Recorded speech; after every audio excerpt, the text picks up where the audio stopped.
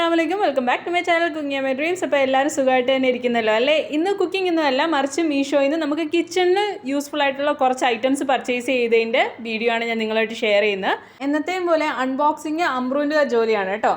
അപ്പോൾ ഫസ്റ്റ് മേടിച്ചത് ഒരു ജ്യൂസ് ഒക്കെ നമുക്ക് കുടിക്കാൻ പറ്റുന്ന വിത്ത് ഗ്ലാസ് സ്ട്രോയും കൂടെ വരുന്ന ഒരു ഗ്ലാസ് ബോട്ടിലാണ്. കാഴ്ചയിൽ നല്ല ഭംഗിയാണ്, അത്യാവശ്യം നല്ല ക്വാളിറ്റി ഉണ്ട്. ഒരു വുഡൻ ലിഡും കൂടെ വരുന്നുണ്ട് അതിന്. ഇപ്പോൾ അറൗണ്ട് 260 ആണ് അതിൻ്റെ പ്രൈസ്. ഞാൻ മേടിച്ച സമയത്ത് കുറച്ചും കൂടി കൂടുതലായിരുന്നു.